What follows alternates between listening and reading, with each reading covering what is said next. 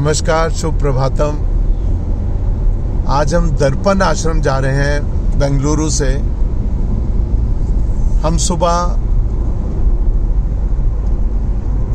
गुरुदेव नंद किशोर तिवारी जी के साथ उनके निवास स्थान से निकले हैं और गुरुदेव ही आज गाड़ी चला रहे हैं, किसी दूसरे को गाड़ी नहीं चलाने देते।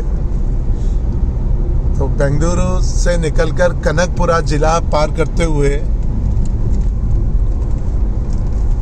हम तमिलनाडु की ओर जा रहे हैं।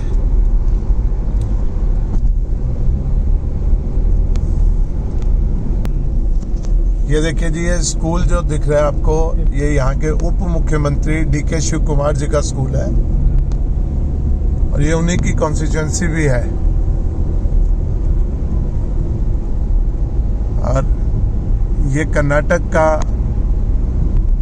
तमिलनाडु के बीच में आखिरी जिला है और उसके बाद में हम तमिलनाडु के कृष्णागिरी जिले में प्रवेश करेंगे।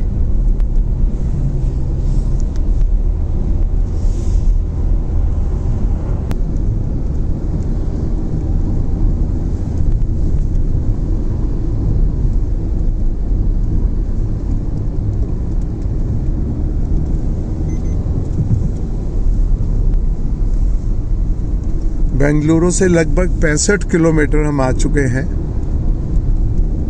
और हमें पूरे 100 किलोमीटर जाना है दर्पण आश्रम के लिए। आज आपको हम दर्पण आश्रम कैसे पहुंचना है उसके बारे में भी जानकारी देंगे। एक छोटा सा कस्बा कोडीहल्ली आ गया है।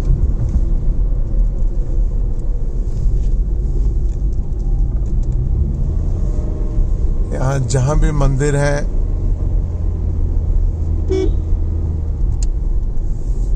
उन सभी जगह आपको यहाँ ध्वज मिलेंगे। राम जन्मभूमि का जो कार्यक्रम हुआ पूरे देश में, उसके लोगों ने उस उत्सव को मनाया है। लोगों के घरों पर ध्वज लगे हुए हैं।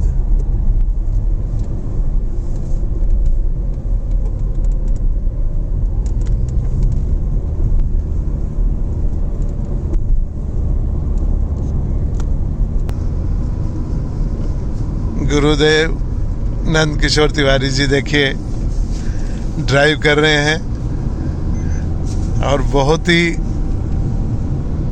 आनंदित होके आप ड्राइव करते हैं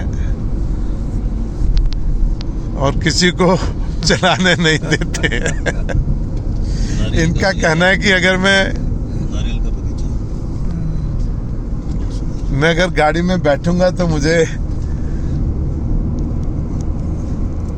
अच्छा फील नहीं करूंगा। कुछ क्या कह रहे हैं जी, आप गाड़ी में बैठ नहीं सकते? नहीं, गाड़ी में अगर हम ड्राइव नहीं कर रहे हैं और बैठे हैं जी तो वॉमिटिंग सेंसेशन आता है। कई लोगों को होता है जी। चक्कर चला के ही बैठ सकते हैं आप, पूरी खिड़की खोल के इस तरह का। जी जी।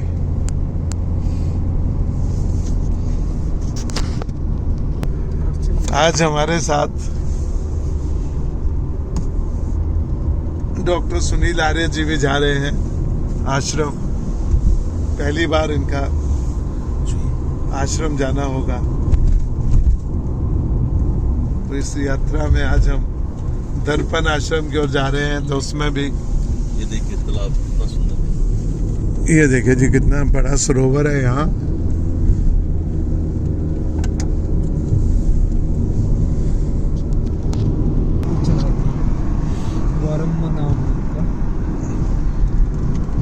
एक महिला साध्वी गौरम्मा अभी जो स्कूल आपने देखा उसको यहाँ चला रही हैं।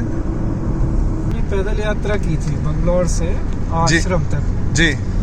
वो सब जगह लोगों तक वो दूरदर्शन ने कवर किया था, उसकी अच्छी यात्रा थी जी। जो भी स्कूल थे सब में हम रुके थे और जितने भी मठ मंदिर मस्जिद बीच में पड़े सबके यहाँ रुके थे।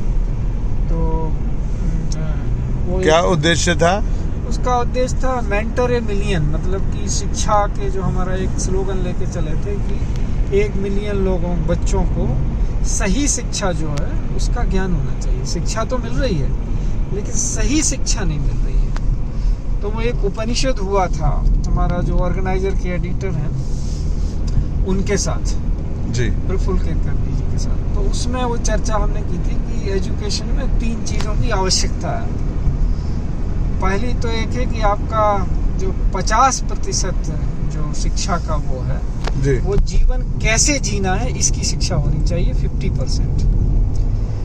बचे 25% वो होना चाहिए आपको ज्ञान के लिए कि आप अपने जिस फील्ड की आप शिक्षा ले रहे हैं उसमें क्या आपने नया रिसर्च किया है।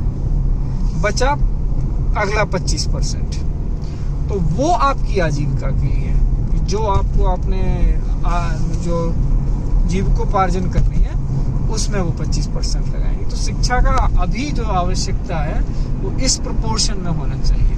तो मेंटर और मिलियन के माध्यम से हम वही संदेश लेके चले थे कि शिक्षा तो मिल रही है लेकिन उसका प्रोपोर्शन ऐसा है नहीं। कहाँ है, कौन शिक्षा दे रही है कि अपना 50% टाइम की जीवन कैसे जीना है इस पे लगाए।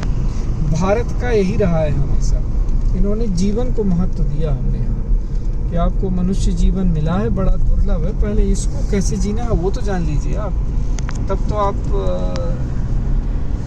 किसी शिक्षा किसी काम की है। जब आप ही सुखी संतुष्ट नहीं हो, परिपूर्ण नहीं हो। हमारे यहाँ 25 वर्ष की अवस्था में लोगों को ब्रह्म बना दिया जाता था, इतना ज्ञान दे दिया जाता था कि वो जो है ना उसको पहला मंत्री ही बुलवाया जाता था कि बोलो अहम ब्रह्मास्मि। वो ऐसा थोड़ी है कि वो पैदा होते ही ब्रह्मास्मि का ज्ञान हो गया उसको एक मोटो वाक्य दिया जाता था कि तुम्हें ऐसे देखना है, अपनी तुम्हारी आइडेंटिटी ब्रह्म से नीचे नहीं है, वहां तक पहुंचो। और जो ब्रह्म की तरह चलेगा तभी तो ब्रह्मचर्य हो कहलाएगा, सार्थक होगा शब्द। लेकिन जहाँ जो ब्रह्म की तरह है उसकी गति नहीं है, चेतना नहीं है, तो कैसे ब्रह्म कहलाएगा? तो वो फिर लोक कल्याण के लिए काम कर पाएगा। इसलिए हमारे यहाँ वसुधैव कुटुंबकम कहा जा पाता है, क्योंकि हम स्वयं को चेतना में ब्रह्म से नीचे नहीं देखते, तो ब्रह्म में तो सब समा जाते हैं। तो उस चेतना से जब आप व्यवहार करेंगे तो सबको संभालेंगे, तो कोई पराया नहीं रहेगा। तो मेंटर ए मिलियन की वो जो यात्रा थी 100 किलोमीटर की पद यात्रा, इसी उद्देश्य के लिए थी कि संदेश जाए कि शिक्षा तो दे रहे हैं सब लेकिन उसका प्रोपोर्शन सही नहीं है। तो कैसा परिणाम रहा उसका? कितने उत्तम परिणाम रहा, मतलब जैसे हमारा तो जैसे कि पहले से ही विधि विधान बना रखा हो, उसका साक्षात हुआ सारे लोगों को। हमने कोई ऐसा प्लान नहीं किया था, लेकिन हम पहला जो हमारा ब्रेकफास्ट हुआ वो एक क्रिश्चियन मोनेस्ट्री में हुआ। उसके पहले जो पानी वगैरह का तो आशापुरा मंदिर में हुआ। फिर हम आगे चले तो हम रुके, फिर वो एक इंजीनियरिंग कॉलेज था। उसके बाद जब हमारा लंच का समय आया तो हम एक मज़ार पे पहुंच गए। सब जगह हमें स्वागत मिला। फिर रात में रुकने की जब आई तो देगला मठ है, वहाँ पे हम रुके। तो सारे जो रिलीजन्स के हैं उन लोगों ने भी सपोर्ट किया।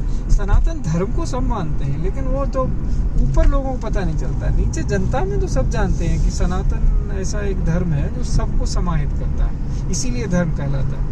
सब उसमें अपना स्थान पा लेते हैं जितने रिलीजन वाले हैं, क्योंकि उनकी पूजा पद्धतियाँ ही अलग है ना, और क्या अलग है। तो पूजा पद्धतियाँ तो सनातन में कितने संप्रदाय हैं, सबके कितने सारे हैं यहाँ। तो इसलिए इस सर्व समाहितीकरण है, तो वो सब जगह हमें उसका प्रतिफलन मिला, देखा, लोगों ने स्वीकार किया उसको। इसलिए लेकिन वो निरंतर चलने वाली यात्रा है। ये राम मंदिर है, बहुत प्रसिद्ध है यहाँ का।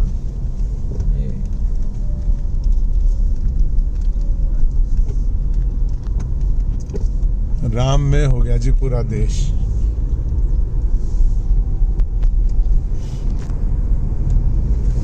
चलिए जी, बहुत ही महत्वपूर्ण बातचीत हुई अभी गुरु। इसी मंदिर पे आराम किया था जब हम लोग पद यात्रा में थे जी। जैसे प्रांगण में बैठ के सुस्ताए थे लोग, फिर आगे चले थे। बहुत लोगों से मिलना हुआ। बच्चे जहाँ जहाँ जाते थे तो एक स्कूल के बच्चे जब तक दूसरा स्कूल नहीं आ जाता था वहाँ तक जाते थे। अरे साथ में पद यात्रा में करते थे। फिर आगे का स्कूल मिला तो वो साथ में हो जाते थे, अपने वापस चले जाते थे। तो हमारे यहाँ जब लोग पूर्व में जब कुछ नहीं थे वाहन वगैरह, जी। तीर्थ यात्राएं करते थे, ऐसी तो करते थे। तीर्थ यात्रियों को लोग यही सोचते थे ना, जिस गांव में गए कि ये हमारा भी लेके जा रहे हैं मन आगे, ऐसी ऐसी यात्रा होती थी। बिल्कुल जी। ये जो ऐसे ही नहीं आया है, ये कोई कहावतें नहीं है वसुधैव कुटुंबकम, उसका पूरा श्लोक ही वही है कि अयम निजः परो वेति गणनालघु चेतसा उदार चरिता नाम तो वसुधैव कुटुंबकम। ये मेरा है, ये तेरा है, ये तो छोटे चित्त का होता है। बड़े चित्त, उदार चित्र वाले का, उसका उदार चित्त है, उसके लिए तो वसुधैव कुटुंबकम, पूरी धरती ही परिवार है। ऐसे हमारे राम थे, इसलिए राम की इतनी प्रतिष्ठा है कि राम को अगर कहता है बड़े उदार थे राम, उदारता। क्यों नहीं, सारे राम तो सारे भूमंडल के ही, सारे विश्व के, राम जैसा चरित्र उसमें कोई बात नहीं। बहुत सुंदर जी। अब हम थोड़ा सा ऊंचाई की ओर जा रहे हैं ना।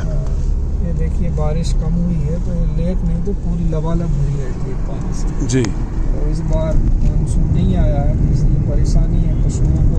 ये पूरी, अगर आप किसी दूसरे समय में आएंगे तो पहचान नहीं पाएंगे, इसलिए पूरा लबालब पानी से भरी रहती है। इसमें एक खेत सा दिख रहा है, इसी में जब आश्रम लोग जाते हैं बारिश के समय तो बैठ के नाश्ता करते हैं। ये लेक है जी, और जैसे गुरुजी ने बताया कि ये बिल्कुल इस बार बारिश बहुत कम हुई है, सूखा पड़ा हुआ है।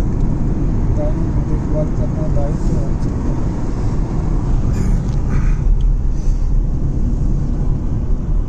चलिए, हमारी यात्रा इसी प्रकार से आगे चलती रहेगी। आश्रम के और बीच बीच में हम बातचीत भी करते रहेंगे। ये एलिफेंट कॉरिडोर भी है जी। इस पूरे मार्ग में हाथियों का आना जाना लगा रहता है। हमारे देश में बहुत से प्रदेशों में एलिफेंट कॉरिडोर्स हैं, और हाथी की एक विशेषता होती है कि कई वर्षों तक एक बार वो जिस रास्ते से जाते हैं वो उसी रास्ते को चुनते हैं, लेकिन जब वो कई वर्षों बाद आते हैं तो सड़कों का निर्माण, रेलवे का निर्माण हो जाने से उन्हें काफ़ी परेशानी होती है, और उससे कई बार हाथी क्रोधित भी हो जाते हैं और कई वाहनों पर हमला भी कर देते हैं।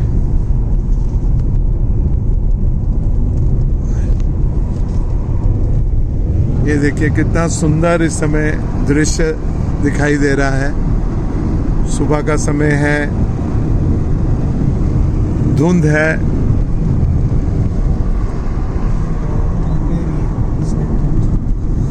जी। इसमें लंच किया था जी। ये भी जी एक स्कूल। कुल कितने स्कूल रास्ते में आए जी? 15-20 से ज़्यादा थे। 20 से ज़्यादा थे। 30 से अधिक स्कूलों में रुकना हुआ उस यात्रा में। एक मिनट जी। 28 गांव हैं जी। जिनके स्कूलों को हम मदद पहुंचा रहे हैं। अच्छा। हाँ, कोई यहाँ का आसपास का ऐसा स्कूल नहीं है जिसमें कुछ ना कुछ मदद दर्पण आश्रम से न जा रही है। एक ये है लाल बिल्डिंग आ रही है, इसमें बहुत मदद करते हैं स्कूल जी। आ चुके हैं कई बार। इसमें बच्चे यहाँ ग्राउंड वगैरह बनाने में तमाम चीज़ें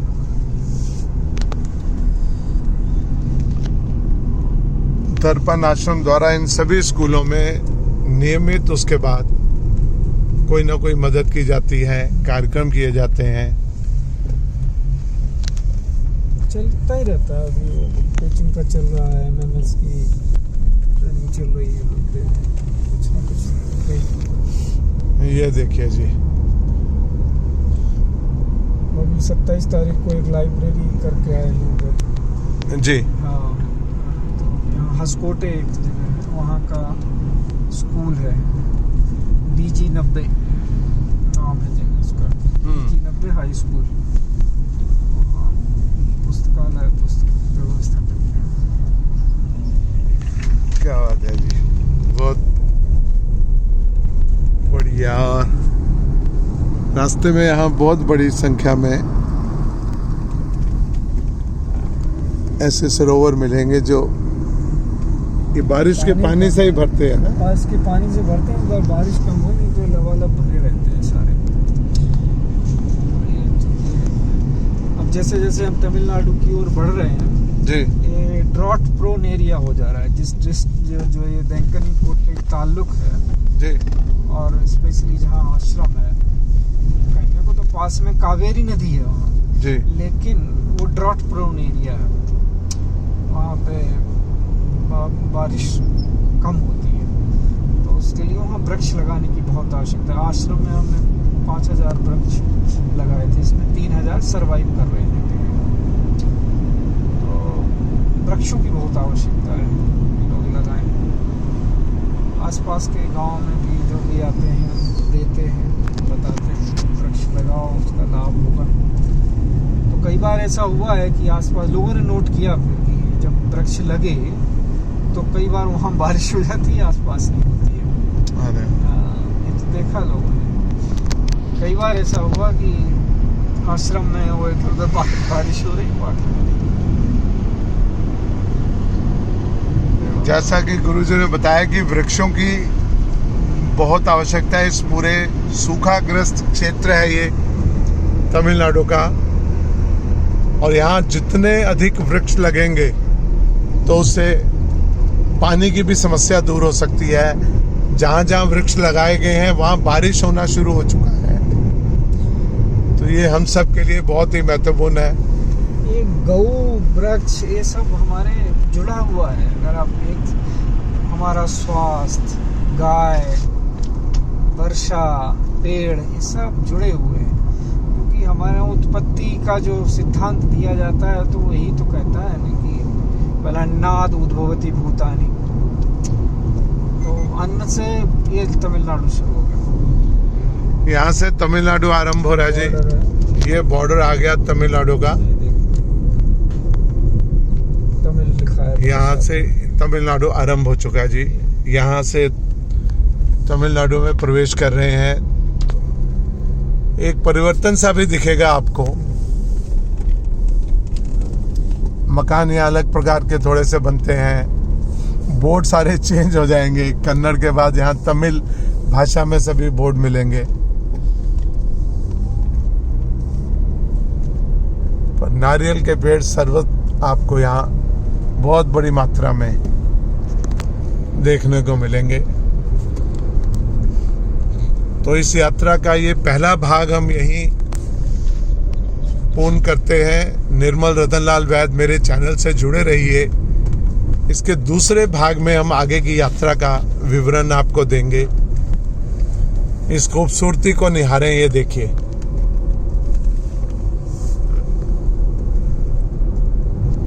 हम छोटे छोटे गांवों से होते हुए जा रहे हैं आगे। ये भी एक स्कूल है जी, ये भी एक स्कूल देखिए, कितना बड़ा पीपल का वृक्ष। ये देखिए यहाँ के देसी गाय,